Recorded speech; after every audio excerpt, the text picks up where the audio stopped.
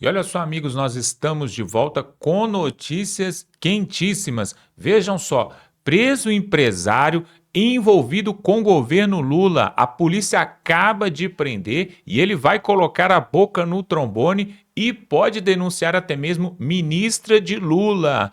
Acabou de ser preso e nós vamos mostrar aqui essa matéria, mais um preso dentro do governo Lula. Nós vamos mostrar isso aqui porque realmente o povo brasileiro está de saco cheio já com essa injustiça que tem acontecido ali em Brasília e a polícia colocou a mão nele hoje e nós vamos mostrar aqui o que aconteceu e temos ainda para mostrar nessa matéria, pessoal. O governo Lula recebeu uma notícia realmente péssima para o seu governo, hein? Depois dessas últimas eleições aí do primeiro turno, olha só a notícia que Lula teve, que não foi nada boa e ele não gostou dessa história. Vamos mostrar também, pessoal, o caso sobre Pablo Marçal e Eduardo Bolsonaro. O Eduardo Bolsonaro acabou de dar uma declaração aqui polêmica, muito polêmica, sobre Pablo Marçal e ele fez uma revelação o porquê Pablo Marçal disputou essas eleições. Ele vai mostrar aqui o real motivo, revelando para todo o Brasil e, segundo ele, não queria ganhar. Pablo Marçal não queria ganhar para prefeito. Era um outro motivo. Você vai ver aqui o filho de Bolsonaro trazendo isso aqui. Vamos mostrar também, por falar em Pablo Marçal, que não está mais concorrendo à prefeitura de 2024 ali em São Paulo. Ele aceitou um convite, pessoal, e vai trabalhar, sim, vai trabalhar em uma prefeitura do Brasil. Olha só, hein? Um bilionário, mega empresário, empreendedor, palestrante, vai ser funcionário de uma prefeitura em São Paulo, de um município em São Paulo. Nós vamos mostrar aqui o que ele vai fazer e por que ele aceitou. Aquele que queria ser presidente, queria ser prefeito, falava até em ser governador em 2026, agora vai aceitar um cargo dentro de uma prefeitura de São Paulo. Nós vamos mostrar isso aqui, o que tem por trás disso, hein? Olha só, e tem ainda uma matéria muito importante, pessoal, que diz respeito, sabe aquelas declarações, aquelas denúncias do jornalista Guin, que ele soltou ali na Folha de São Paulo sobre Alexandre de Moraes, sobre Elon Musk, sobre o X? Pois é, ele agora soltou uma outra bomba aqui e ele vai revelar algo sobre Elon Musk e Alexandre de Moraes. Ele acabou de soltar aqui essa matéria e nós vamos trazer aqui. Olha só, tudo isso, pessoal, nós vamos trazer agora e eu só te peço que se inscreva aqui no canal para ver todas as matérias que nós trazemos aqui. Para ver tudo, você precisa se inscrever, clicar no sininho, porque aí o YouTube vai te mostrar tudo que nós trazemos aqui. E também dá um like nesse vídeo, porque aí você fortalece. Vamos para essas matérias que estão quentíssimas. O Brasil está pegando fogo de norte a sul, literalmente fogo, mas também fogo na política. Vamos para a matéria. E olha só, pessoal, a primeira matéria que nós queremos trazer aqui é sobre essa discussão, essa briga, essa treta entre Pablo Marçal e os filhos de Bolsonaro. Olha só o que Eduardo Bolsonaro vai trazer aqui, ele vai revelar o real motivo por que Pablo Marçal participou das eleições ali em São Paulo. E é diferente daquilo que muitos pensam, pelo menos na opinião do Eduardo Bolsonaro, que está com a pulga atrás da orelha por causa de Pablo Marçal. Veja o que ele tem para falar.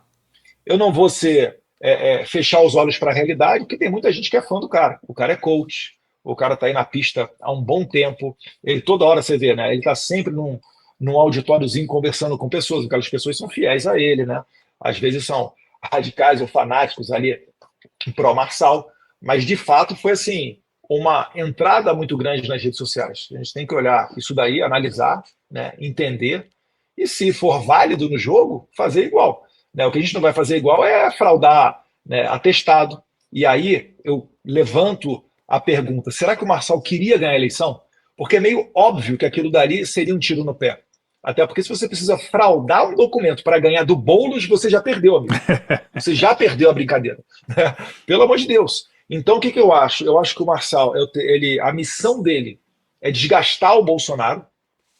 E a gente vai ver agora na dosagem dessa questão da punição com relação à falsidade. Ele estava falando publicamente que não foi nem minha equipe que fez, ele que postaram, não tem nada a ver com isso, etc. Eu falei, poxa, guerreiro, A essa altura do campeonato você vai querer mandar essa mesmo, que um dia antes da eleição saiu um laudo falso de uso de cocaína, né, do outro candidato, o teu rival, e você vai falar que foi a tua equipe que fez. Então, para mim, eu acho que é o seguinte, ele não queria ganhar a eleição, ele está esperando essa condenação para se pintar ainda mais de antissistema e vender curso para caramba, que eu acho que no final é o que ele quer ganhar dinheiro, né?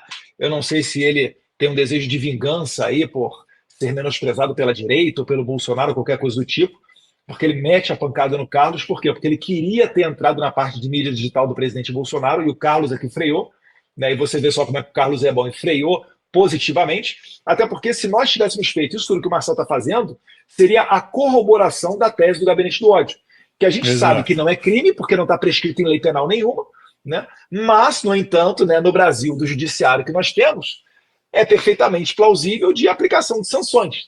Eu tenho certeza, se o Carlos tivesse feito 10% do que o Marçal fez, poxa, já estaria até o cachorrinho dele na cadeia, né?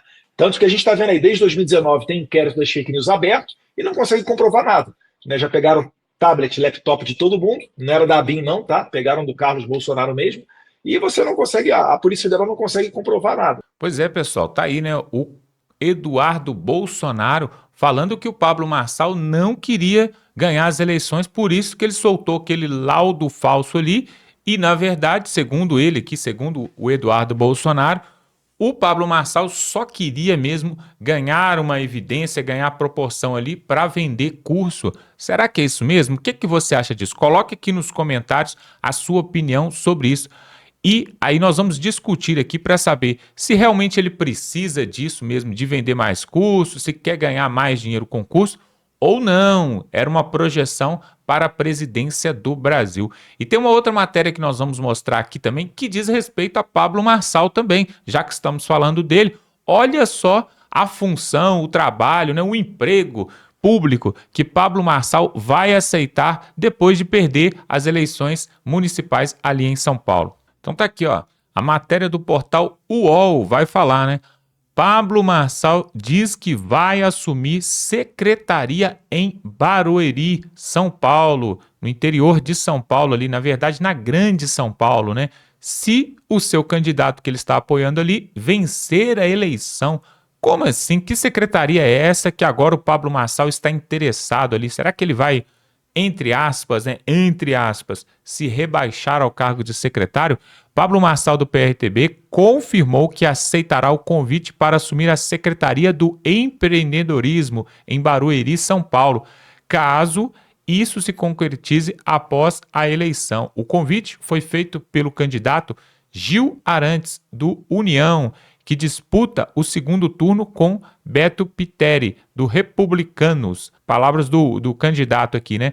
Conversei com Marçal e ele está disposto a ser secretário de empresarização à antiga Secretaria de Indústria e Comércio, declarou o candidato do partido União Brasil. Em uma publicação no seu Instagram, o influenciador Pablo Marçal diz que pretende se dedicar por 12 anos à vida pública e que precisa amadurecer para concorrer ao cargo executivo em 2026.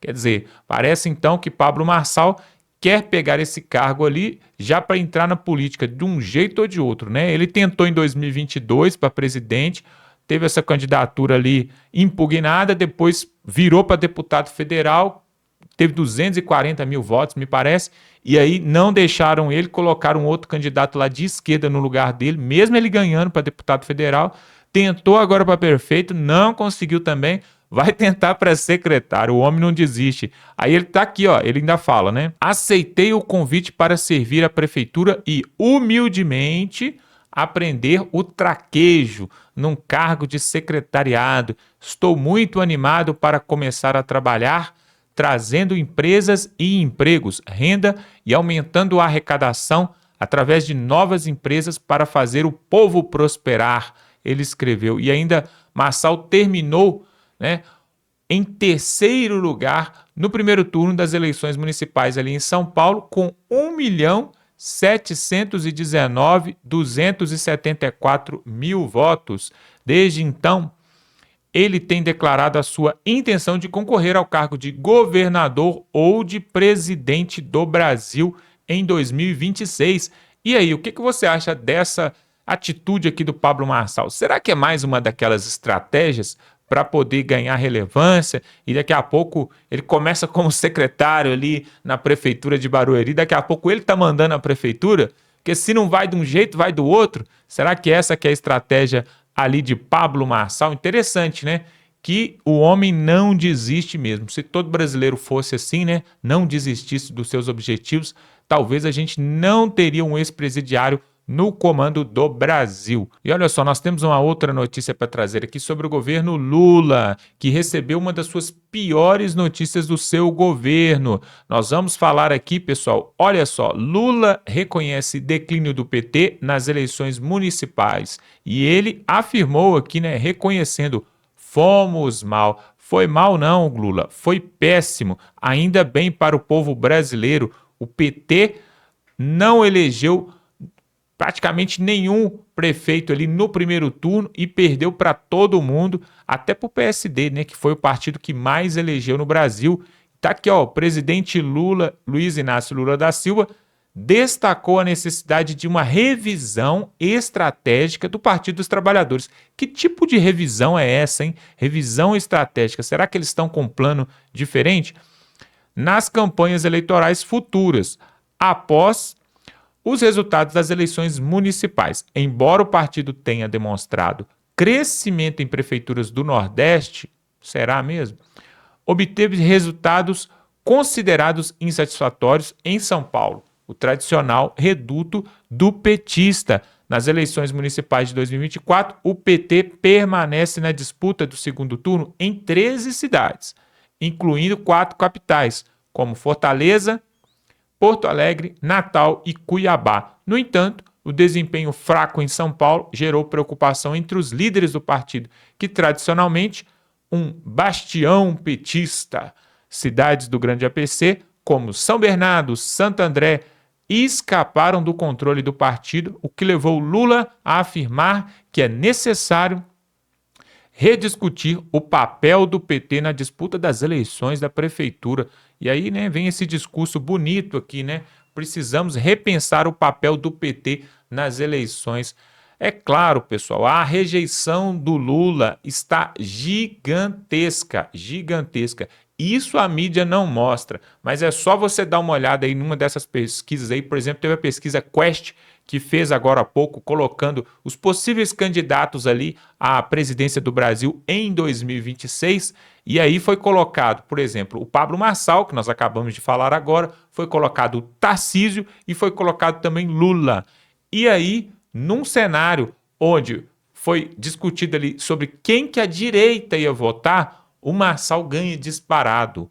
Em segundo, Tarcísio, e só em terceiro ali ainda tem alguns da direita que votariam até em Lula, por incrível que pareça. E num cenário geral do povão brasileiro, Pablo Marçal aparece em segundo e Lula vem em primeiro, mas com uma baixa adesão, principalmente ali, né, do pessoal do centro ali, né, do sudeste de São Paulo e do Rio de Janeiro, que já desconfiou, né, que não vai ter picanha, né, que vai ter aumento do imposto de renda para quem ganha até R$ 5.000, entre outros. Realmente, fomos mal? Não, fomos péssimo e tomara que continue assim. Inclusive em São Paulo, vai perder também através do Boulos, que é do PSOL, está apoiando o Boulos ali, mas vai perder. E ontem no debate, o Nunes destroçou o Boulos. E aí, pessoal, não tem choro e nem tem vela. E agora tem uma outra notícia muito importante aqui, que envolve também o governo Lula, direta ou indiretamente, porque na manhã do dia de hoje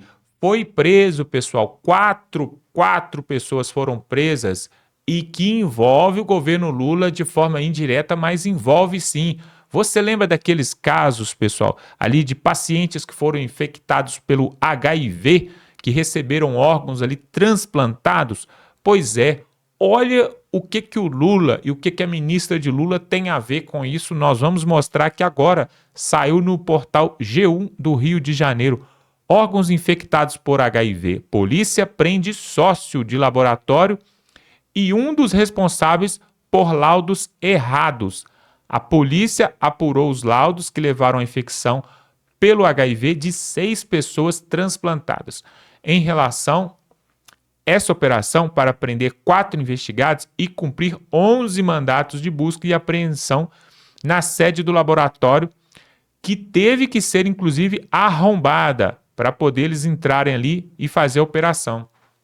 E a Polícia Civil do Rio de Janeiro já tinha iniciado na segunda-feira a Operação Verum, para tentar prender esses 4 investigados do caso de transplante de órgãos infectados de HIV. 6 pessoas que estavam na fila de transplante da Secretaria do Rio de Janeiro ali, receberam os órgãos infectados pelo vírus de 2 doadores e agora já testam positivo para o HIV. Isso passou em todos os jornais. Mas o que isso tem a ver com Lula e com a ministra da Saúde? Preste bastante atenção. Até a última atualização dessa reportagem, 2 homens tinham sido presos.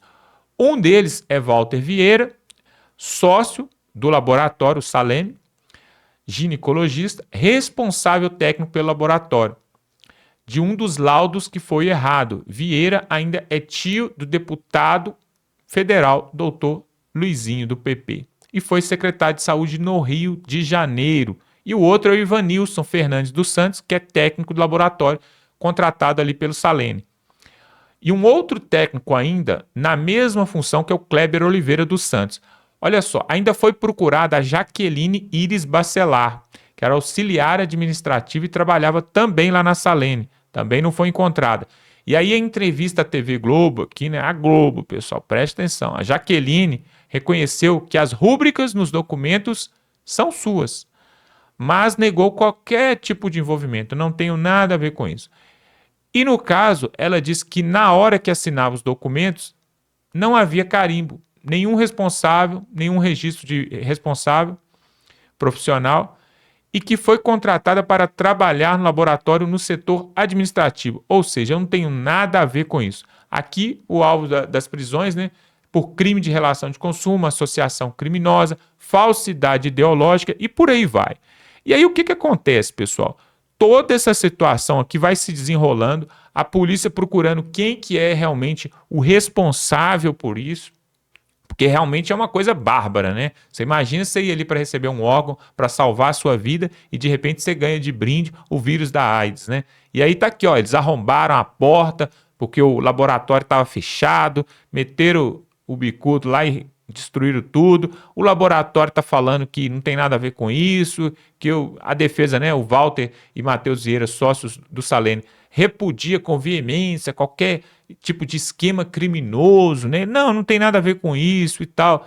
E aí o doutor Luizinho, na última sexta-feira, quando o caso veio à tona, ele divulgou o seguinte abaixo: conheço o laboratório Salem há mais de 30 anos, dirigido pelo Dr. Montano, e posteriormente o filho do Dr. Vieira e seus irmãos. Lamento veementemente o ocorrido e desejo para fim das investigações a punição exemplar dos responsáveis. Ou seja, colocou um pano quente, né? E aí tá aqui o escândalo, né? 6 pessoas que estavam na fila do transplante receberam os órgãos e foram ali infectadas. Ou seja, pessoal, toda essa situação aqui vai descrevendo aqui para baixo, aqui vai descrevendo tudo que aconteceu, né? As pessoas foram presas, os infectados estão ali até agora, ali as famílias estão chorando ali, né? Porque inclusive teve um que até morreu. E aí, pessoal, onde que nós queremos chegar nisso aqui? Isso aqui é um descaso, um desdenho aqui, um descaso justamente da Secretaria de Saúde do Rio, mas principalmente do governo federal, que até agora não se pronunciou a respeito disso. Cadê a ministra da Saúde para vir colocar a cara a tapa aqui, mandar prender, mandar fechar? E eles ainda estão investigando, vendo o que vai acontecer e tal. Isso é um absurdo, pessoal. Isso é um absurdo. Isso não deveria acontecer no Brasil. Isso não acontece em país nenhum. Mas por que isso acontece? Porque esses laboratórios, eles são contratados, eles são terceirizados. Na verdade, tem o Hemorrio, que é do Estado ali, que é da Prefeitura do Estado, que é quem deveria realmente fazer todos esses testes, todos esses exames. Só que por que o Hemorrio não faz? Porque está superlotado, porque não tem lugar para mais ninguém. As fichas ali estão superlotadas. E isso é da incumbência de quem? Do Ministério da Saúde, da ministra da Saúde de Lula, que não cumpre o que ela deveria cumprir, né? Se fosse na época do Bolsonaro, O ministro da Saúde, nossa, já tinham mandado até prender ele. Mas agora fica aí essa pouca vergonha aqui, né? E nós queremos saber quem é que vai indenizar essas vítimas aqui. Inclusive aconteceu na Inglaterra há muitos anos atrás, me parece que há uns 50, 60 anos atrás, aconteceu um caso parecido na Inglaterra. Foi indenizado às famílias quase 19 milhões de reais na moeda da época lá do lugar.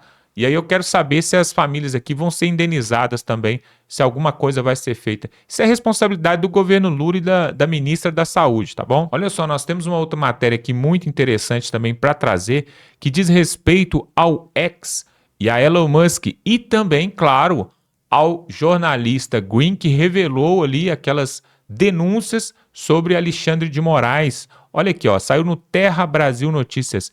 Green revela motivos para recuo de Elon Musk sobre o X no Brasil, né? Nós tivemos aí o Twitter que foi bloqueado no Brasil e teve que pagar uma multa de mais de 20 milhões de reais para poder voltar. E aí deixaram ele voltar logo depois do primeiro turno, claro. Aí tá aqui, ó, num cenário complexo no mercado global, decisões estratégicas não são apenas resultado de interesses comerciais, ou seja, não tem a ver só com dinheiro, pessoal, vocês vão entender aqui, mas também dinâmicas políticas e pressões econômicas.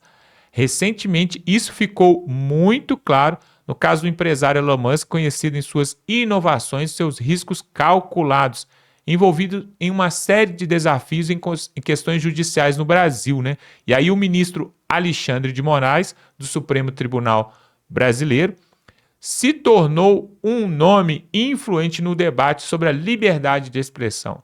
Teve essa briga ali, né, entre o ministro Alexandre de Moraes e Elon Musk sobre liberdade de expressão. E aí ele tomou medidas que incluíam bloqueio dos recursos, né, do Twitter e de outras empresas de Elon Musk, e multas grandíssimas, substanciais, contra plataformas estrangeiras e que afetou diretamente empresas como o Twitter, que agora é conhecida como X, né? E aí teve esse ambiente tenso aí. Mas olha só, todas essas pressões financeiras repercutiram na aquisição do Twitter por Elon Musk, uma transação multimilionária que envolveu financiadores como Morgan Stanley e o Bank of America e trouxe à tona o poder financeiro e decisório de grandes bancos. Ou seja, toda essa transação com o Twitter aí tem a ver não só com dinheiro simplesmente, mas é algo político, né? As preocupações dessas empresas por acionistas, quando confrontadas com questões legais no comércio do Brasil, contribuíram para o ajuste da postura do empresário. A Starlink, um dos projetos de Musk, também sofreu repercussões financeiras decorrentes de pressões políticas.